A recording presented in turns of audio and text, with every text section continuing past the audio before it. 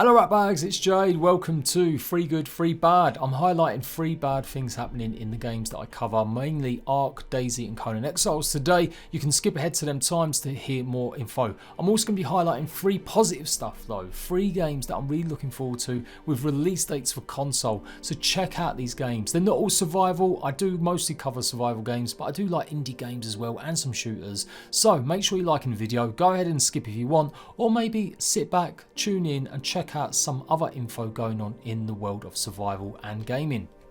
So kicking off straight away, Dayz. They tweeted yesterday they was investigating character wipes on official servers. It said certain official servers, both platforms, we apologise for the inconvenience, we'll let you know as soon as we have more information to share. Well, it turns out they couldn't actually get the problem completely fixed. They managed to pin it down and stop it happening anymore, but with that meant that all them characters were wiped. Now it doesn't say specific servers. I've asked my ratbags. Some of you guys said your characters were still there on the official servers, but a lot of you guys were saying that they had indeed been wiped. It's just another example of how poor Bohemia are. This game is out of early access, it's charging full price, they're bringing out paid DLC soon, and the updates that keep coming out are breaking the game further. I did originally start off doing a big massive rant video about Bohemia, and I thought, you know what, I'm just not going to give them that much airtime. This is definitely a game you should be avoiding until they get a bit more stable, and certainly until their updates are actually delivering content, particularly on console, that actually work. And I say this knowing full well that it's been one of my biggest videos and games in the last few months, and I'm just sick of it. I probably won't be playing it that much other than some live streams until it gets a bit more stable. These games are not early access. You shouldn't be waking up to seeing your character that you spent hundreds of hours possibly since the latest update came out working on suddenly gone. It's maybe not tear inducing like it is on some PvE games. Losing hundreds or thousands of hours in a game like Ark, where you've been raising lots of dinosaurs, is a massive issue. Whereas in Dayz, it's kind of expected. You run around, you get loot, you can loot up, you freshen up. It's just part and parcel. I'm going to be wiping my Xbox server today, but that's mainly because we've been having some issues with it, and I'm trying to see if that causes it, and because the server's been a little bit quiet, so we're going to freshen it up with the loot. Everyone was warned about this, everyone's been told. I will be live streaming this game, even though it absolutely infuriates me sometimes. Let me know if your character was wiped on official servers. Does it even matter now that you're all playing on private servers? I think Bohemia have also jumped the gun as well. There's thousands of servers running on Xbox and PlayStation 4, but most of them are like 10 slots. I think a lot of people are going to get fed up of playing on private servers soon. And who knows, they may not have enough official servers to go back to. One good bit of information about that though is that it's coming next week, the 1.5 update for PC. That's what they've put out, they're hoping to get it for stable. Xbox and PS4 is going to be a couple of weeks away at least. I'm actually predicting it's going to be more near the end of September that we get it. Is it enough having these updates? Small guns, extra vehicles? Are you still interested in Dayz? Let me know. Risk of Rain 2 pretty much done a solid when it launched on PC a few months ago. It's a procedurally generated roguelike shooter and it got really rave reviews. I wanted to cover this so much, but I was just so busy at the time and it was only for PC. Well, they've stealth launched it on Xbox, PlayStation 4 and the Nintendo Switch yesterday. Gearbox publishers, the people behind Borderlands of course, are publishing this game and have decided just to drop it. This is the launch trailer for the console version. It's already and available now for you to go and buy. I am definitely going to get this. I think I'm going to get it on the Switch. I'm really starting to feel my Switch. I've been playing it a lot like Forager and I have been dipping my toes into Ark Survival Evolved on it. So if you haven't seen this game before, go and give it a try. Honestly, it looks fantastic. All the reviews I read were great. If you like shooters, you like procedurally generated hard games and multiplayer games, you can play this co-op with a bunch of friends. Check out Risk of Rain 2 now. It does include the brand new update, which opens up a new area called the Scorched Earths, and it's going to be receiving all the content that PC does as well. It's even got a brand new roadmap. Here's the console content forecast. New bosses, new characters, new equipment items, and also a bunch more coming for the rest of the year. Risk of Rain 2, Xbox, PlayStation and the Switch. Go and grab this one, let me know what you think. Now I reported on this a month ago, in fact, when I did do a similar video talking about the 3 problems at the moment in my big games. but it still hasn't been resolved. Currently right now in Conan Exiles, when you summon an avatar, you summon your god to go and demolish bases, and basically you need a token for it. Well, people had found out a way that you could store these tokens and pretty much just go ham on people summoning god after god. They disabled the avatar summoning, but they haven't re-enabled it yet. The community and brand marketing manager spoke about it briefly in a stream a couple days ago, saying that they're still looking at other exploits, that's why they've not re-enabled it. But still, 4 weeks that's been on and they still have no fix. And this isn't the first time. It's only in June that they actually re-enabled avatar summoning once more. That was more to do with the god bubble, I do believe. Basically not working, it kind of killed our servers. People were raiding because the god bubbles were not coming back on. These god bubbles basically protected other players from getting destroyed by other gods, and it took them a month to get that fixed. It's all just pointing to the fact that they're just maybe not testing this stuff out a bit more thoroughly. And while issues happen, you expect small glitches sometimes with updates, particularly when a game keeps updating their content. That's one good thing that Conan's got right. I still think this is a bit crap. I'm also a bit concerned about their DLC that's coming out on the 3rd of September.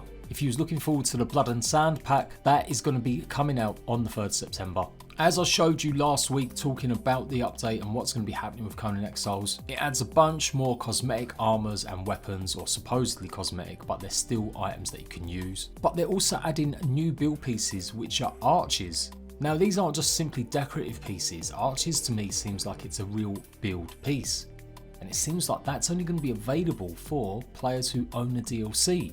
It might seem a small thing, but I definitely feel like there could be some sort of exploitation there. I totally understand how Conan Exiles have done their stuff with the swords and the weapons and armour. Even if they can be used, they're pretty much the same as other weapons and armour. But some of them do offer different stats, and some of them do offer different protections. So once again, having another DLC that has more build pieces in it that regular players won't be able to get is just a bit odd. Let me know what you think about that as well. As far as I'm aware, it's coming out on PC, Xbox and the PS4 on the same day. Next up is one of them games that I put in my top 15 survival games, although some people disagree. I think it's more of a sandbox creative game, but when you're trying to make sure you've got enough oxygen and you're escaping from planet to planet, I think ASTRONEER qualifies as a survival game, and it's coming to PlayStation at last. This has been an Xbox and PC exclusive for about 18 months or so, and it's finally coming to PlayStation on November the 15th. I think this game is great. If you really love space, if you do love a bit of creativity and just running around grabbing resources, but with a decent story as well, ASTRONEER is a fantastic little game. It's got buggies, dune buggies, all sorts of equipment, all sorts of crafting and building options in it too. It is a good game. Make sure you pick this up or get it on your radar. Coming out on November the 15th to the PlayStation at last. You can see here you've got the customizable options, you can alter terrain, and the idea is that you just hopefully jump from one planet to another trying to get back home. You can play it multiplayer as well, just a really good sandbox survival game. And the big one, again, why can these games just not get their freaking servers right? PS4 survivors transfers have been disabled temporarily to prevent a recent exploit from spreading. We'll keep you updated on the progress and let you know when to expect transfers to be enabled. That is on Ark Survival Evolved. Now I've covered the whole issue with the duping and exploiting going on in the last few months on Xbox. I was the first person to really talk about it publicly before stupid idiots started actually showing people how to do the method.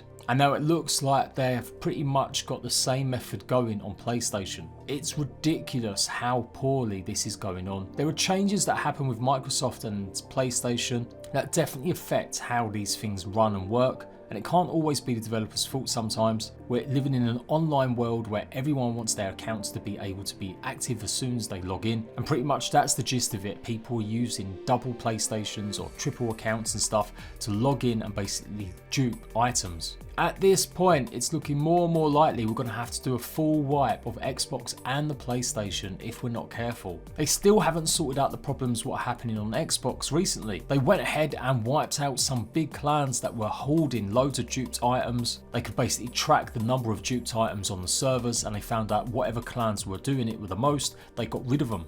But they still haven't actually resolved the majority of what's still gone on. There are still duped items on the Xbox network. and there are still people benefiting from them duped items or already benefited. It's been over a month now and we still don't know whether or not they're going to do a wipe, a rollback, or they're simply just going to leave it and say that's punishment enough.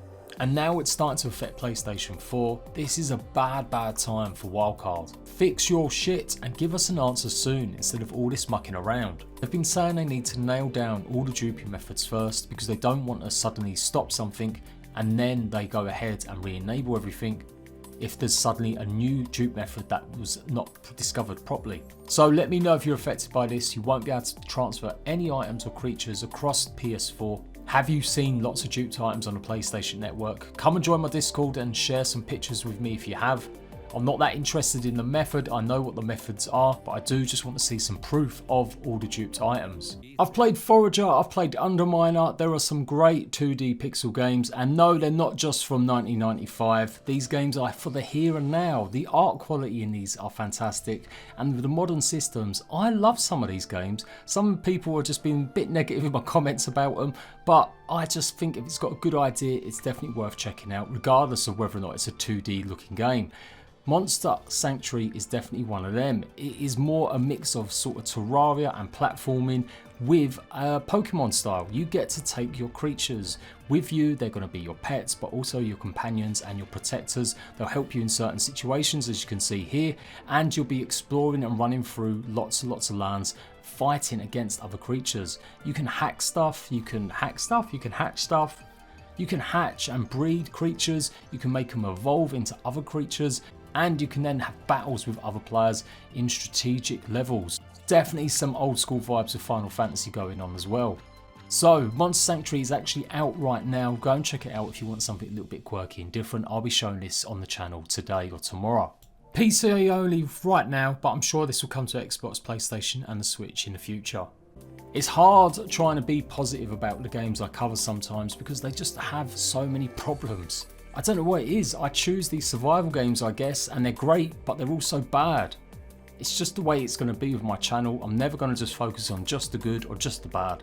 I'll always try and give you the both. Maybe I should put my teeth more into the 3 new games that I showed off and see if they're any better. Let me know what you think. I am Jade. I'll see you rat bags later.